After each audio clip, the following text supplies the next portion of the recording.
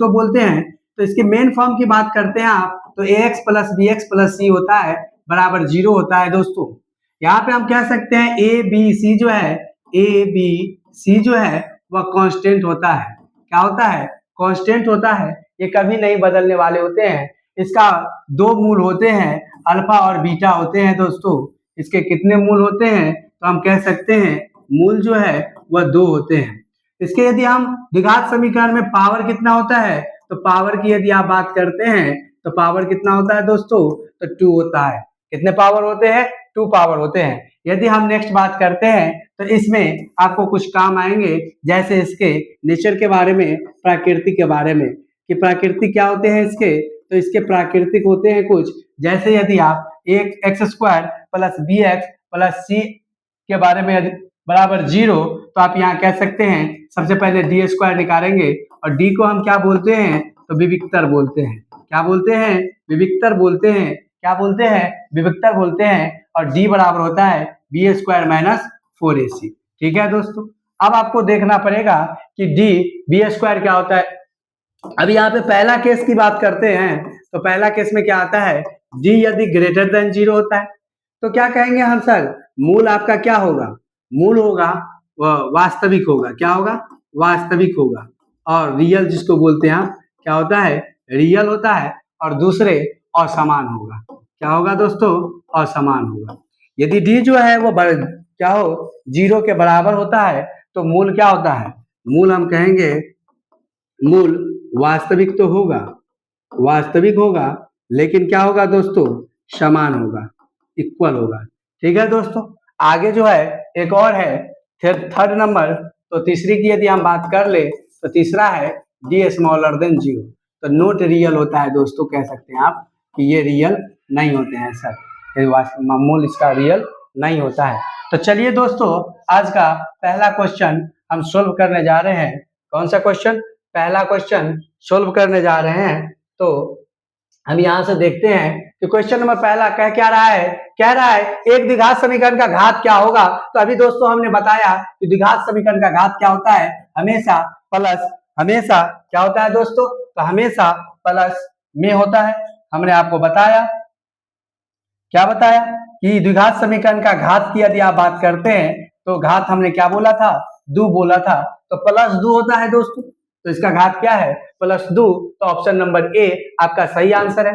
द्विघात समीकरण x square plus 5x minus 6 का घात होगा। तो दोस्तों बताइए घात कितना होगा? तो आप कहिएगा कि 2 होगा सर। तो इसका घात कितना हो जाएगा? 2 हो जाएगा। नेक्स्ट क्वेश्चन की आप बात करते हैं, तो निम्नलिखित में से कौन सा द्विघात समीकरण है? तो दोस्तों आप चेक कर सकते हैं, अभी हमने इसको बताया था। क्या बताया था? मेन फॉर्म इसका बताया था। क्या बताया था? A x square plus b x plus c बराबर क्या होता है? 0 होता है। ठीक है दोस्तों, तो यहाँ पे आपका कौन सा है? तो आप कह सकते हैं sir a x square plus b x plus c, a x square minus b x plus c. यहाँ पे क्या है? X square. देखिए दोस्तों, ये क्या है? द्विघात समीकरण है क्या? तो हम लेंगे, क्या करेंगे? X square plus 1 by x square है और बराबर 2 है। तो एलसीएम लीजिए, तो क्या मिलेगा? एक्स के power 4 plus 1 by x square बराबर 2। अब इसको क्या लिखिएगा? एक्स बराबर 2x स्क्वायर। कितना 4 आया? पावर आया। तो ये भी नहीं है। यहाँ पे यदि आप बात करते हैं तो इसको हल करके देखिए क्या आता है? X square plus 3x minus x square बराबर 0 कट गया। आपके पास क्या पावर 2 आया? नहीं आया। तो ये भी ऑप्शन नहीं है, ये तो है नहीं, ये लीनियर है। तो दोस्तों आपका ऑप्शन क्या जा रहा है? ऑप्शन नंबर बी जा रहा है। तो ऑप्शन नंबर बी जा रहा है। नेक्स्ट सवाल की तरफ हम बढ़ते हैं। तो निम्नलिखित में से क्या है आपके पास? निम्नलिखित में से कौन से द्विघात समीकरण नहीं है? तो दोस्तों जिसके पावर 2 नहीं होगा, जिसके पावर में 2 होगा वही द्विघात समीकरण होगा। तो इसमें पावर में क्या आएगा? यदि आप इसको हल करिएगा तो आप चेक करके देखें कि द्विघात समीकरण है या नहीं है। तो चलिए हम चेक करते हैं। तो आपके पास है x प्लस 2 का क्यूब बराबर एक्स स्क्वायर माइनस 1। ठीक है दोस्तों, इस पे क्या लिख सकते हैं इसको? तो ए प्लस बी का हल क्यों क्या होता है? ए प्लस बी का हल क्यों क्या होता है? तो कहिएगा a cube plus b cube plus 3 a square b plus 3 a b square. ठीक है दोस्तों, चलिए इसमें बैठाइए। तो आप क्या लिख सकते हैं? एक्स क्यू प्लस वाई का क्यू बी का क्यू मतलब 8 प्लस क्या है? 3 ए स्क्वायर एक्स स्क्वायर अब b, तो 3 दूना 6 एक्स स्क्वायर आप लिख सकते हैं। नेक्स्ट क्या है 3ab, तो 3 इंटू ए, 2 दूना 4, तो 4 तिया 12। ठीक है दोस्तों, तो 12x क्या ये, और HCF की बात करिए तो यहाँ पे आप क्या लिख सकते हैं इसको, तो कहिएगा sir x cube minus x, x square से एक्स स्क्वायर कटा, आपके पास क्या बच रहा है एक्स स्क्वायर, तो ये द्विघात समीकरण है। इसकी आप बात करते हैं तो ये भी द्विघात समीकरण है, पावर दिख रहा है, तो इसकी बात करते हैं तो इसको हल कर लीजिए, एक्स स्क्वायर माइनस 4 बराबर क्या होगा 5, तो ये भी द्विघात समीकरण है। तो आपका आंसर क्या है, ये है आपका right answer, option number D, option number D. निम्नलिखित में कौन सा द्विघात समीकरण है, फिर इसमें भी आप चेक कर सकते हैं कि द्विघात समीकरण कौन से हैं। ठीक है दोस्तों, देखिए यहाँ पे पावर -1 है, तो आप इसको लिख सकते हैं 4/x, और यदि आप इसको हल करते हैं तो ये आएगा आपका। ठीक है, तो इसके पावर कितने हो जाएंगे 3 हो जाएंगे, तो ये द्विघात समीकरण क्या है, नहीं है। यहाँ पे 3 है, नहीं है। यहाँ पे बात कर ले तो x³ + 3 बराबर 2a, दोस्तों यहाँ पे भी पावर क्या है 3 है, तो इसलिए ये भी द्विघात समीकरण नहीं है। तो आपका आंसर क्या आएंगे, ये आएंगे, ये आपका द्विघात समीकरण है। अब नेक्स्ट क्वेश्चन क्या रहा है दोस्तों, द्विघात समीकरण के विवेचक शून्य के बराबर हो तो मूल होंगे। हमने अभी आपको बताया था दोस्तों कि d बराबर यदि शून्य होता है, d बराबर शून्य होता है तो हमने क्या बोला था, वास्तविक, क्या बोला था दोस्तों, वास्तविक होगा मूल। कैसे होगा, वास्तविक होगा। और दूसरा हमने क्या बताया था, समान होगा।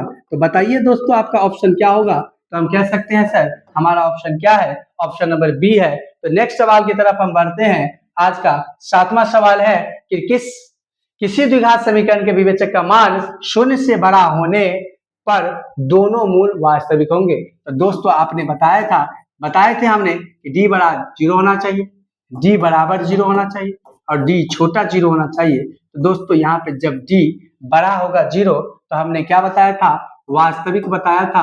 क्या बताया था, वास्तविक और असमान बताया था।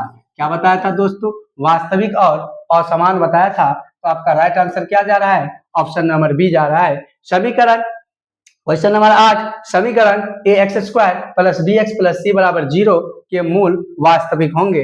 देखिए दोस्तों इस दोनों ऑप्शन में आपने देखे हैं कि इसमें भी वास्तविक होता है। क्या होता है, वास्तविक होता है। तो हमने दो ऑप्शन में देखे हैं कि d सर बड़ा होना चाहिए 0 और d सर बराबर होना चाहिए 0। तो क्या आप इसको लिख सकते हैं, d बड़ा और बराबर होना चाहिए 0। तो आपका आंसर क्या जाएगा दोस्तों, d तो है नहीं और d बराबर आपने क्या लिखा था, b² - 4ac। तो हम क्या करें दोस्तों बताइए, तो हम लिख सकते हैं इसको कि b² - 4ac बड़ा और बराबर होना चाहिए किससे, 0 से। तो ऑप्शन नंबर क्या जाएगा, सी जाएगा आपका राइट आंसर।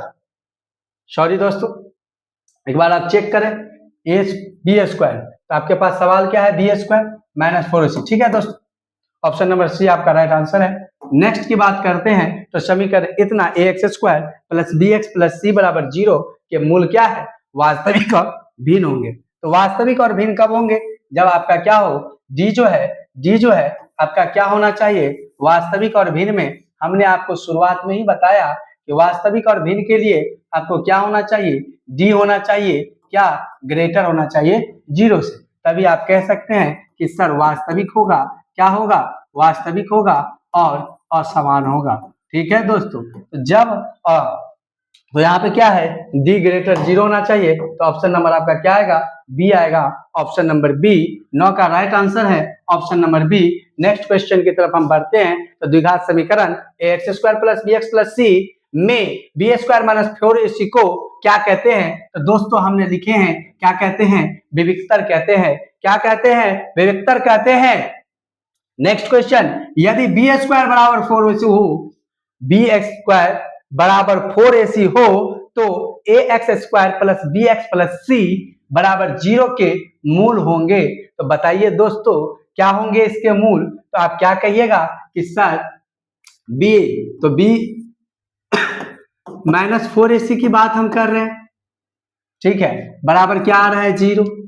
यदि आप इसको हल करिएगा, b² 4ac बराबर b² बराबर 4ac